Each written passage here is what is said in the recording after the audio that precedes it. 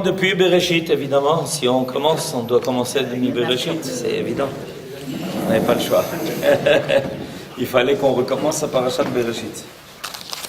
Tov, comme vous le savez, donc, ce Shabbat, nous allons, si Dieu veut, recommencer la lecture de la Torah depuis son début, depuis la première Parasha, et ça donne beaucoup d'émotions, ça. De savoir qu'on reprend les choses depuis le début pour finalement comprendre la fin. Parce que pour comprendre la fin, il faut prendre les choses depuis leur début. Alors, aujourd'hui, on va se centrer sur l'histoire de ces deux frères qui nous est rapportée dès le début de la généalogie humaine, l'histoire de Caïn et de Hével, qui nous concerne évidemment parce que depuis l'histoire de frères qui ne s'entendent pas tellement est une histoire qui ne s'est pas terminée. Alors, lisons les psukim. Ve'adam yada et chava ishto, vatahar vateled et Caïn, vatomer kaniti ish et Adonai. ותוסף ללדת את אחיו, את הבל, ויהי הבל רועה צאן, וקין היה עובד אדמה. ויהי מקץ ימים, ויבא קין מפרי האדמה, מנחה לאדוני. והבל הביא גם הוא מבכורות צאנו ומחלביהן, וישע אדוני אל הבל ואל מנחתו, ואל קין ואל מנחתו לא שעה, וייחר לקין מאוד, ויפלו פניו. Donc, l'homme connut sa femme, Chava, enfanta Caïn, en disant « j'ai fait naître un homme ». Ensuite, elle enfanta à nouveau, cette fois-ci, son frère Hevel. Hevel, lui, devint berger. Et Caïn, lui, cultiva la terre. Au bout d'un certain temps, Caïn présenta du produit de la terre une offre au Seigneur. Alors, ce qui va nous interpeller, c'est précisément le début du Pasuk Gimel, du verset 3. Vayehi miketz yamim. Vayehi miketz yamim. Traduction au bout d'un certain temps. Il faut essayer de trouver le rapport entre au bout d'un certain temps, Vayehi miketz yamim. Cette expression Vayehi miketz yamim, évidemment, nous interpelle. Parce que en fait, ce que ça veut dire littéralement, quand les jours se terminèrent. Or, de quel jour s'agit-il ? Qu'est-ce qui s'est passé entre-temps? Pourquoi il était important de commencer le verset par cette expression Vayi miketz yamim. Alors, c'est comme lorsqu'on fait une rédaction, évidemment, il faut introduire les choses. Ça, c'est vrai pour les rédactions, mais pas pour la Torah. Qu'est-ce que la Torah a voulu nous dire en nous parlant de Vayi miketz yamim? Si ces mots n'avaient pas été écrits, a priori, on aurait exactement compris la même chose. Vayave Caïn mipri à Adama, mincha l'Adonai. Dans le verset Bet, il est marqué que Caïn était Oved Adama, c'était un agriculteur. Le verset d'après nous dit donc qu'il a amené les fruits de la terre. C'est tout. Vayave Caïn mipri à Adama. Mincha l'Adonai, en offrande à Dieu. À Dieu. Pourquoi est-ce qu'il était nécessaire de commencer ce verset? Vayehi miketz yamim. Miketz shel elu yamim. Voilà. Alors, prenons le commentaire du Rav Munk. Il amena des fruits de la terre. Caïn amena des fruits de la terre.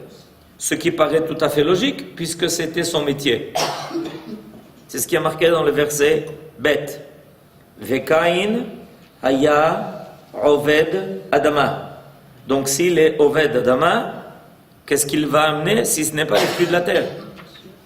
C'est ce qu'il fait. On est bien d'accord?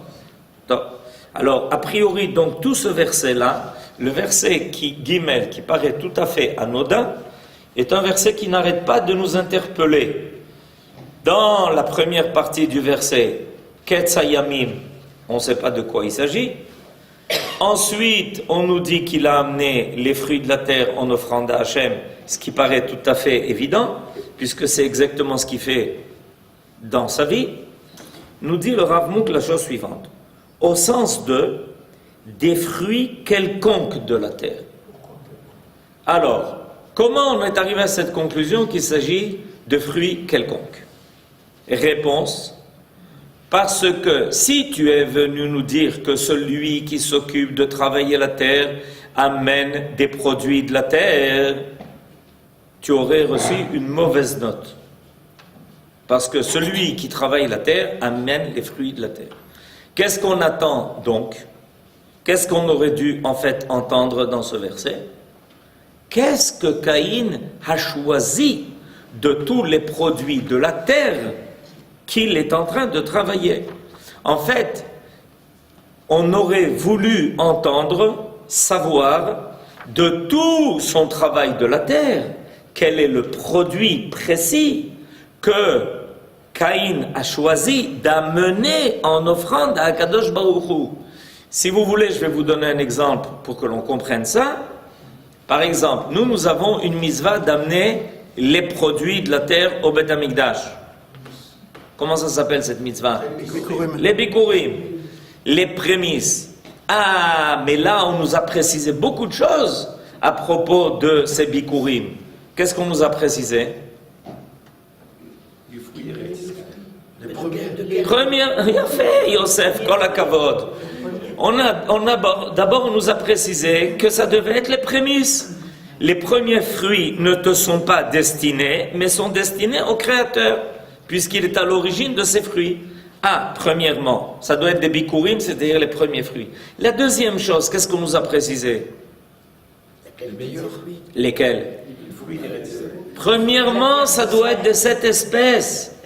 Les bikurim ne peuvent provenir que de cette espèce par laquelle Eretz Israël a été loué. Eretz Chita, ou Seora, Vegefen, Veteina, Verimon, Eretz Zet Shemen ou Dvash. Donc, on voit bien que la Torah nous a pas dit, amène ce que tu veux. Tu peux amener une demi-banane si tu as envie. Non, on n'amène pas une demi-banane. Vous comprenez? Or, à propos de Caïn, précisément parce que dans le verset bête, il est marqué qu'il travaillait la terre, on aurait dû entendre dans le verset Gimel quels ont été les produits de la terre que Caïn a amenés. Et si vous voulez d'ailleurs voir la grande différence, pour faire la comparaison, on va maintenant voir ce qui se passe avec son frère. Pasuk Dalet 4. Veve Levi Gamu mi Bechorot Tsono. Ah, on est arrivé au Bikurim.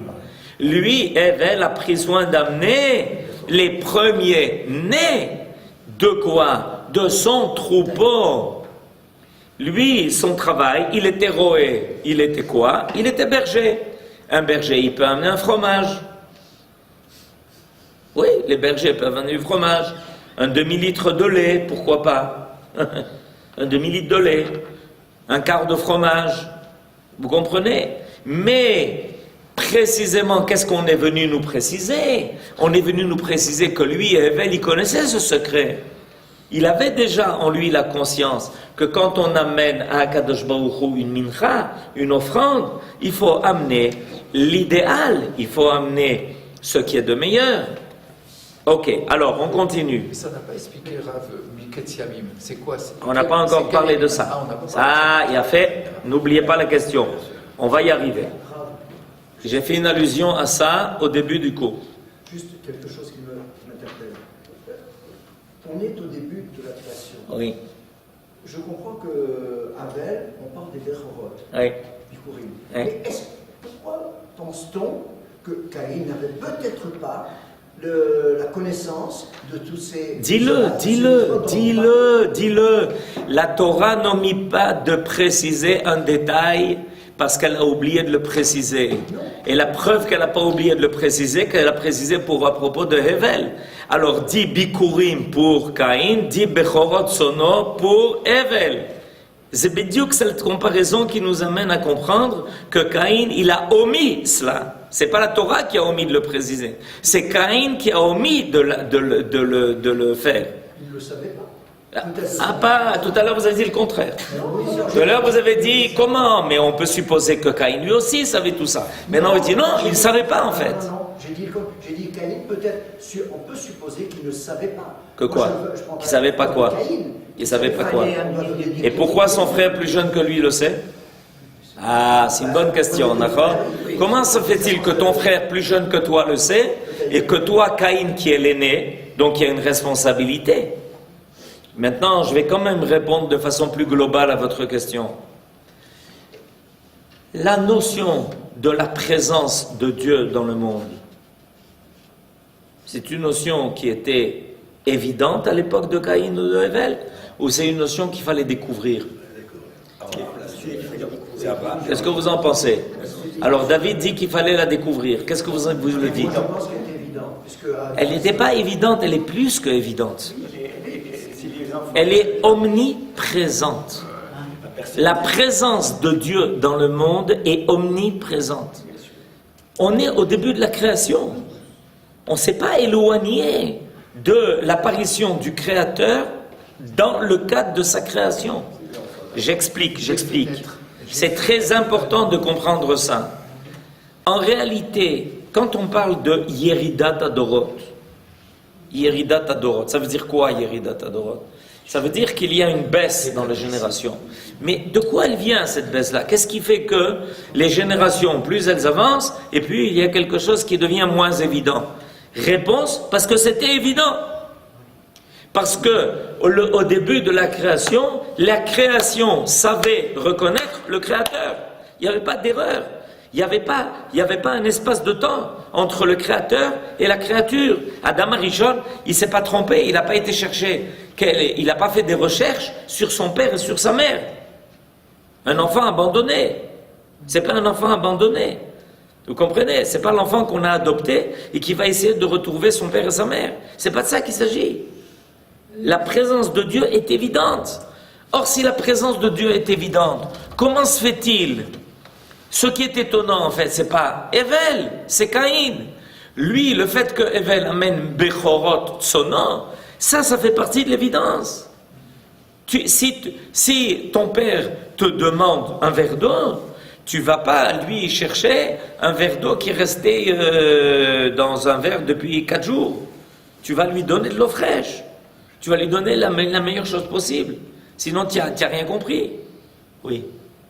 Vous vouliez dire quelque chose? Ce que je disais, c'est que le Créateur et la création, mais c'est la même chose. Non, c'est pas la même chose. Non, c'est pas la même chose. Le Créateur, il faut faire attention, le Créateur, c'est le Créateur, la création, c'est la création. Seulement, il y a une création qui rend opaque la présence divine dans le monde. Il y a au contraire une création, une créature qui rend évident la présence divine dans le monde. Ce que Abraham a fait, le travail extraordinaire qu'il a fait, c'est qu'après 2000 ans d'histoire, où la création, les créatures se sont attelées à rendre opaque la présence divine dans le monde, Abraham l'a fait réapparaître dans toute sa grandeur, dans toute sa force. C'est ça le travail d'Abraham. En réalité, Abraham nous a ramenés à la situation que l'on a connue à l'époque de Adam Arishon. Mais c'est évident, c'est clair. Seulement, Abraham a dû faire un chemin, il a dû faire un parcours. Pourquoi? Parce qu'il a dû récupérer 2000 ans d'errance. Au sens simple et au sens figuré. La civilisation humaine a erré. Il s'est retrouvé à Ur-Kasdim, avec des gens qui se livrent à l'idolâtrie parce qu'ils cherchent Dieu. Et ils pensent le trouver dans des idoles de 10 cm de hauteur. Zéro. Il a fait ce travail. Et il a réussi à faire réapparaître la présence de Dieu dans le monde. D'où on le sait. D'où on le sait que Abraham a réussi à faire réapparaître la présence de Dieu dans le monde. Ah, vous ne savez pas? Ben, il lui a parlé, il a fait Chazak ou Baruch. Comment commence l'histoire d'Abraham pour nous au début de la parashat Lech Lecha? Parce que Dieu parle. À qui Dieu parle? À nous, à tout le monde. Le monde entier entend la voix de Dieu à travers les oreilles d'Abraham. Les oreilles sont les oreilles d'Abraham. Le cœur est le cœur d'Abraham. Mais en réalité, à partir du moment où Dieu accepte à nouveau de parler à l'homme, c'est grâce à Abraham. Et à travers Abraham, l'humanité entière, à nouveau, entend la voix de Dieu. Nimrod lui dit, prosterne-toi devant les idoles. Non. Pourquoi? Parce que je parle avec Dieu. En fait, tu ne comprends pas, c'est ridicule. Comment Nimrod lui dit, comment tu parles avec Dieu? Mais bien sûr, Dieu me parle, je parle avec lui. Et il réinsère la présence de Dieu dans le monde. Abraham réinsère la présence de Dieu dans le monde. Dieu a avec qui dialoguer. Je ne sais pas si vous vous rendez compte de ce que ça veut dire. Dieu a un interlocuteur. Il a avec qui dialoguer. Il peut parler avec quelqu'un. Il y a quelqu'un qui est prêt à l'entendre et même à lui parler. Et on va voir des choses extraordinaires, phénoménales. À partir du moment où Akadosh Baruch Hu trouve son interlocuteur dans le monde, Akadosh Baruch Hu est prêt non seulement à lui parler, mais il est aussi prêt à l'entendre. Il est prêt aussi à l'entendre. Vous voulez la preuve? Quand Akadosh Baruch Hu décide de supprimer Sodome et Gomorrhe, qu'est-ce qu'il fait? Il supprime Sodome et Gomorrhe. C'est intenable, c'est insupportable, cette société dépravée. Et qu'est-ce que la Torah nous dit? Non, c'est pas gentil. Pourquoi? Parce que j'ai un ami. Avant de faire ce que je fais, il faut que j'en parle à mon ami. C'est qui ton ami? Ben Abraham. Alors Akadosh Baruch Hu, entre guillemets, se déplace, va chez Abraham et dit Shalom, tu as quelques minutes pour moi? Non, je ne sais pas si vous vous rendez compte un peu. C'est phénoménal ce qui est marqué dans la Torah. Tu as quelques minutes pour moi? Oui. Si tu veux, bon, on peut parler. Ben, écoute, j'ai l'intention de détruire Sodome et Gomorrhe. Qu'est-ce que tu en penses? Abraham aurait... Quelle aurait dû être la réaction d'Abraham? Enfin, Akadosh Baruch Hu, c'est pas... Tu me demandes à moi ce que j'en pense. Vous comprenez? Non, mais vous comprenez? Mais vous vous rendez compte un peu de ce qui se passe? Akadosh Baruch Hu va trouver Abraham, il lui dit, qu'est-ce que tu en penses? Et Abraham lui dit, ah bah, tu veux entendre ce que j'en pense? Oui, c'est pour ça que je suis venu d'ailleurs. Eh bien, je vais te dire ce que j'en pense. Mais vous rendez, mais c'est phénoménal. On est une situation, mais le résultat, avant le résultat, ce qui est important, c'est de voir la démarche. Akadosh Baruch Hu prend au sérieux la possibilité d'avoir un dialogue avec l'homme. Alvaï que l'homme prenne ça au sérieux. Mais Akadosh Baruch Hu, il prend ça au sérieux. Imaginez-vous avec quelle patience. Alors qu'est-ce que tu en penses, Abraham? Écoute, moi je te dis la vérité, ce que j'en pense. Mais oui, je veux entendre ce que tu en penses. S'il y a 50 personnes à sauver, il faut les sauver. Bon, ben écoute, on va compter. Avant de commencer à compter, peut-être qu'il y en a 45. Bon, ben s'il y en a 45, je suis d'accord, on va compter. Non, attends, avant de compter, peut-être qu'il y en a 40. Mais vous ne vous rendez pas compte un peu de ce qui se passe? Vous vous rendez compte ce que ça veut dire, une chose pareille? Et la Torah nous raconte ça comme si c'était... C'est une histoire, quoi. Ils ont eu rendez-vous, ils étaient ensemble et ils discutaient. 40, 45, 45, 40, 30, 20, 10.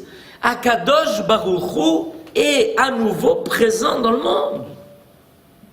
Vous comprenez? Et Caïn, lui, il est au début de cela. Alors c'est pour ça qu'il est dit que quand il a amené Mipri à Adama, on lui dit, mais quel prix à Adama? Mais qu'est-ce que tu as amené? C'est pourquoi Rashi précise, des moins bons. Une Agada dit que c'était de la graine de lin. C'est tout ce que tu as amené.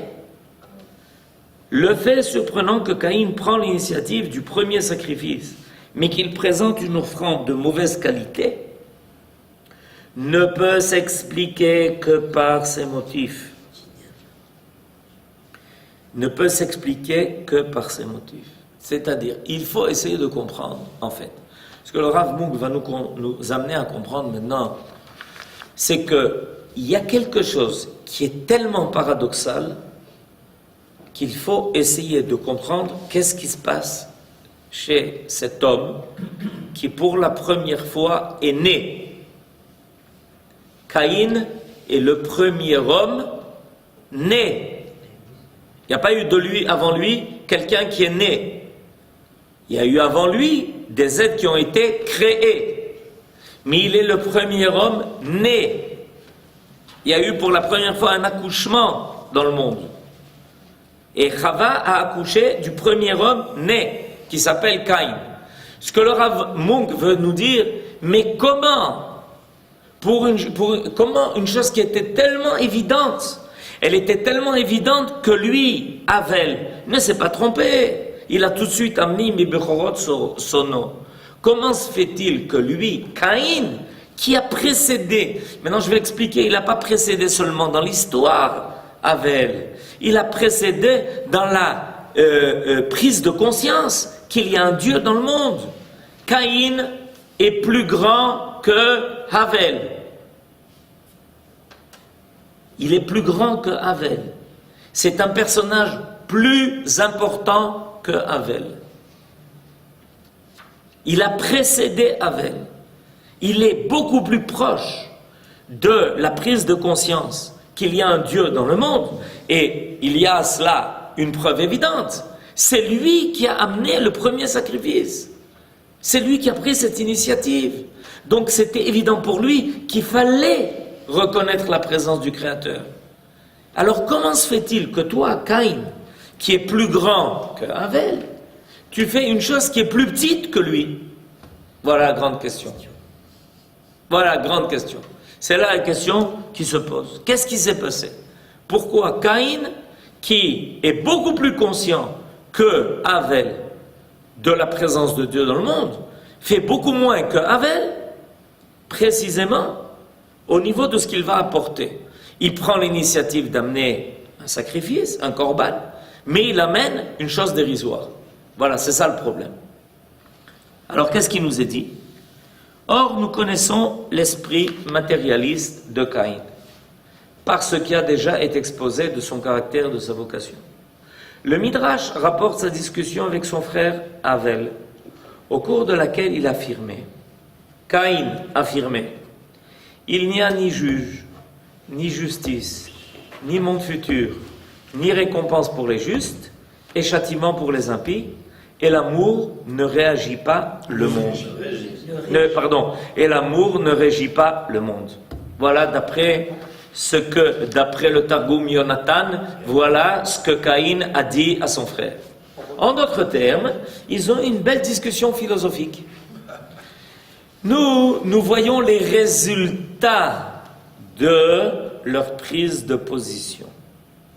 Les actes, aussi bien de l'un que de l'autre, vont traduire leur état d'esprit. À travers leur façon d'agir, on doit repérer en fait quel était leur état d'esprit. On retrouve le parallèle avec Esav et On retrouve la même façon d'être avec Esav. Nachon, Yafé. C'est une histoire qui va ensuite se répéter. D'ailleurs, il va y avoir dans le monde des couples. Mais tard, il va y avoir dans le monde des couples où chacun va représenter quelque chose et son opposé.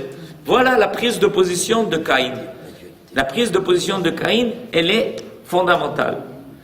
Elle est à ce niveau-là. Le Zohar, cependant, nous découvre davantage la pensée intime de Caïn. C'est-à-dire qu'en réalité, petit à petit, il faut rentrer dans le personnage.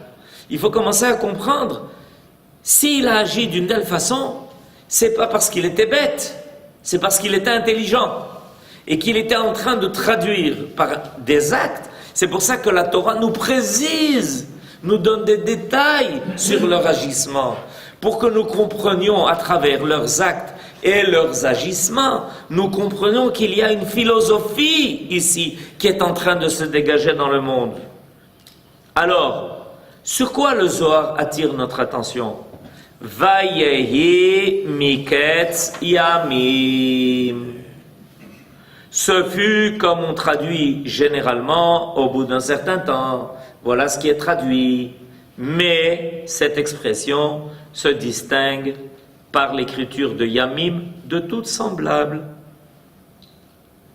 de celles toutes semblables, employées à la fin du livre de Daniel. À la fin du livre de Daniel, il est marqué Miketz Ayamin. Et vous remarquez que dans Yigdal Elohim Chai, il y a en fait deux girsaot. Il y a deux versions. Vous connaissez Yigdal Elohim Chai? Regardez à la fin de Yigdal Elohim Chai, vous verrez. Il y a des endroits où il y a marqué, comment c'est déjà là? Voilà, j'ai un sidour ici. Et il y a Miketz Yamim et là Miketz Ayamin. Maintenant, évidemment, on pense que c'est une toute petite différence entre le même et le nun. C'est pas une grande différence.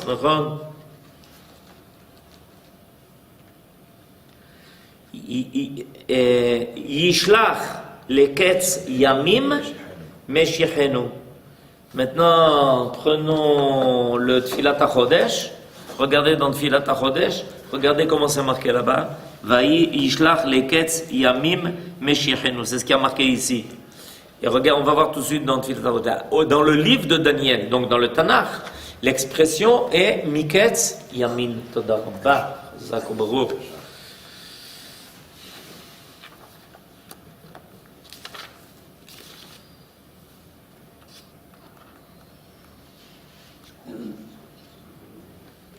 Vayi, Yishlach, Leketz. Allez, je vous laisse deviner. Non? Leketz, Yamin. Dans ce livre-là, dans Yigdal Elohim Chal, il y a marqué Yishlach, Leketz, Yamim, Meshichenu. C'est l'expression qui est employée ici dans la Torah. Vayi, Miketz, Yamim. Mais dans le livre de Daniel, il y a marqué Leketz Hayamin. Miketz Hayamin. Hayamin. Et c'est ce que Tfilat HaChodesh amène dans le texte original de Yigdal Elohim Chai.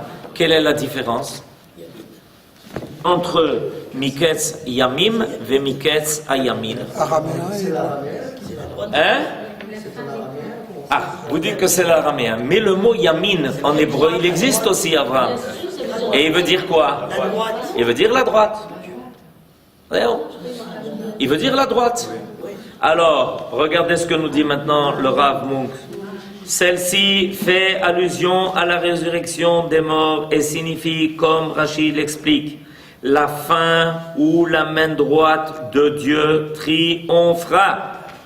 Par contre, le terme Miketz Yamim dans notre verset signifie au sens textuel la fin des jours. La fin des jours. Ketz Yamim. Vayei Miketz Yamim. À la fin des jours. Alors que le texte de Daniel qui parle du temps de la Géoula parle de Ketz Yamin.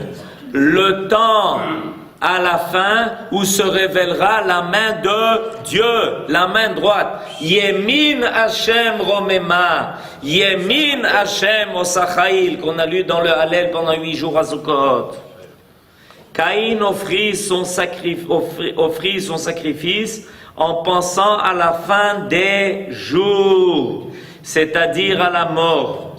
Ne croyant pas à la vie du monde futur, ni à la résurrection des morts, il ressentait la terreur du néant. C'est pas un philosophe? Et éprouvait la crainte des forces occultes qui menaçaient sa vie et ses biens. Vous vous rappelez ce que dit Esav à Yaakov? Ine anochi oler lamut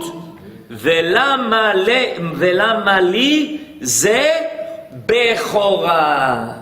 Quand Yaakov lui dit, est-ce que tu es prêt à me vendre ton aînesse? Réponse de Esav, mais bien sûr, à quoi ça sert? Pourquoi? Parce que je vais mourir. Chidouche extraordinaire. Imaginez-vous que Esav révèle au monde que les hommes finissent par mourir. Mais ça, Caïn ne le savait pas. C'est un chidouche, non?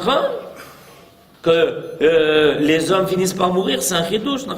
Pour Caïn, C'est une découverte phénoménale de Esav qui nous raconte cette histoire. Mais en réalité, Esav il dit beaucoup plus que ça. Il dit, je vais mourir et il n'y a rien après.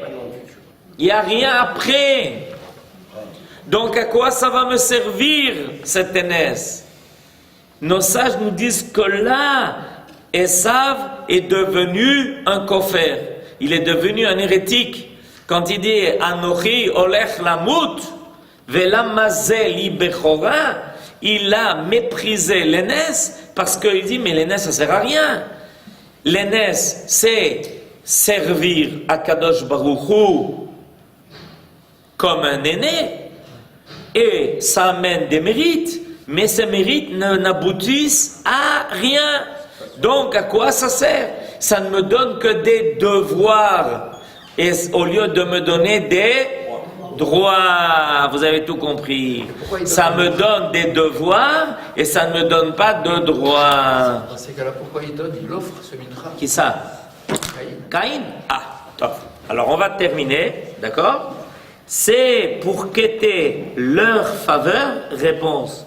C'est pour quêter leur faveur de ses forces qui se trouvent dans le monde quand même, qu'il offrit son sacrifice, sans se croire obligé pour autant de faire acte d'une grande générosité, puisqu'il s'agit avant tout d'un accommodement.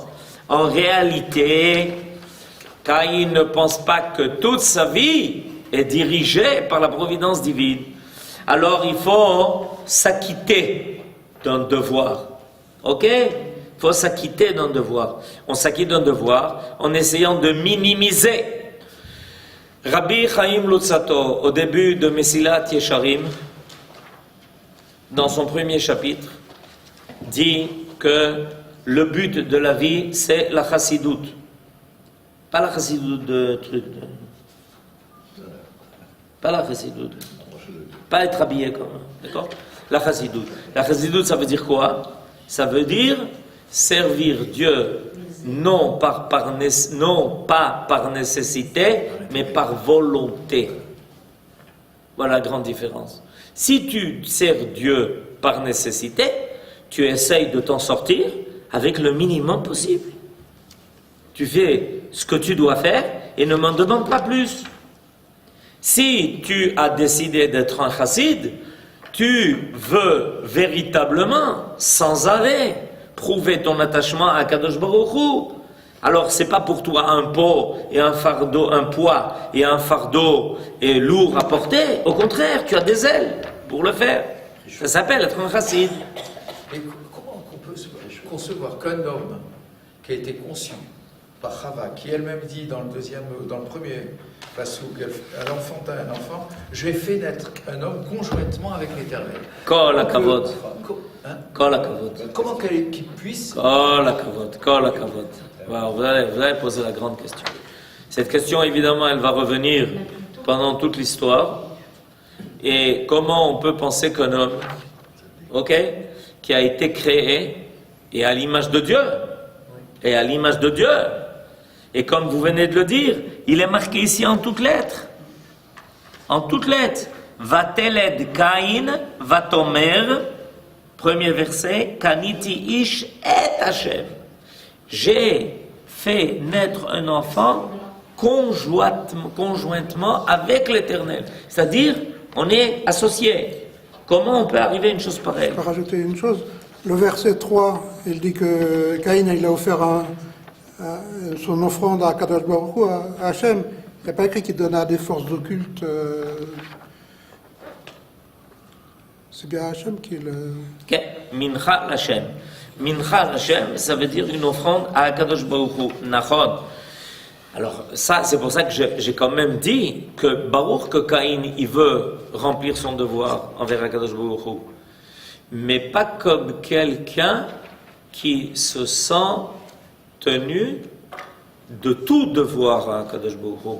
Quand on amène des prémices, quand on amène les premiers-nés, on veut dire par là, en réalité, tout appartient à Kadosh Baruch Hu. C'est pour ça que la première chose qui apparaît est à toi. Le reste devrait suivre. Seulement, tu me l'as donné pour que je puisse vivre. La réponse à votre question, Yosef, est une réponse très importante. En réalité, Dieu a tellement investi en l'homme qu'à un moment donné, l'homme finit par se prendre pour Dieu. Et d'ailleurs, il y a 2000 ans de cela, il a été jusqu'au bout. Il s'est déclaré carrément le seul Dieu. Vous comprenez, il y a quelque chose, il faut comprendre.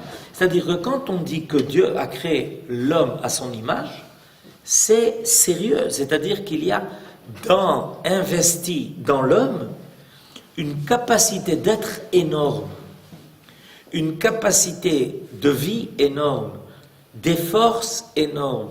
Caïn est un homme extrêmement élevé, extrêmement fort, à tel point que finalement, dans le monde, il se sent au centre de tout. Zéro. Et ça risque précisément de faire déraper la pensée humaine. Le fait de se sentir tellement important, ça peut être le stimulateur le plus essentiel de la réussite de la vie de l'homme. Ta vie vaut quelque chose, elle est importante, ne la gaspille pas. Tu sais qu'est-ce que Dieu a remis entre tes mains? L'avenir du monde, l'avenir de l'histoire. Tu es responsable de l'avenir cosmologique de la création. Mais ça peut faire basculer l'homme aussi dans un terrain qui est très glissant, en disant, mais si je suis tellement important, peut-être que je suis très important. Hachem a pris un risque en Bien marquant sûr. dans le Passouk Naasé Adam. Machon, il a pris le risque, il assume d'ailleurs ces risques. Kadosh Baruch Hu, il est capable d'assumer cela. Finalement, il faut donc une modestie énorme.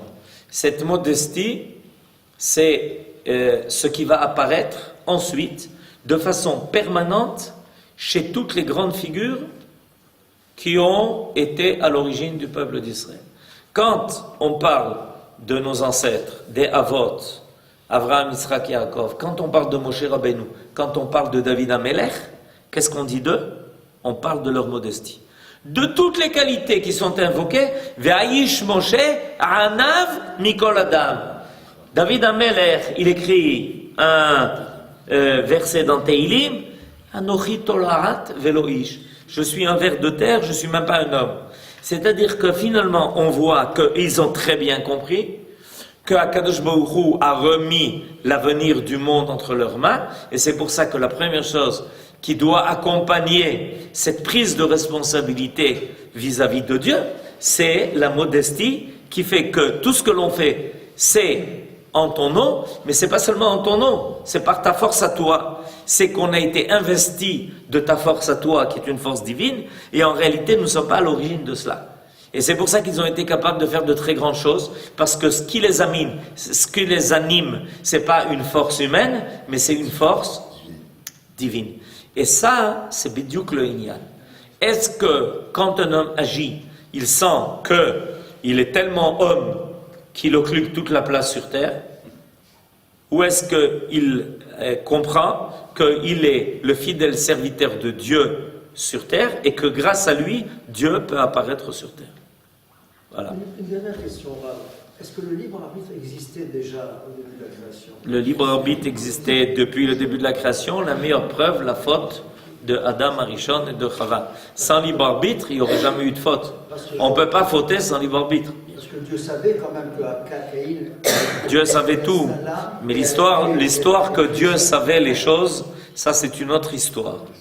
Dieu savait tout, mais ça n'a rien à voir avec la possibilité du libre arbitre chez l'homme. La meilleure preuve, c'est qu'avant Caïn, déjà Adam avait fauté. Shabbat Shalom.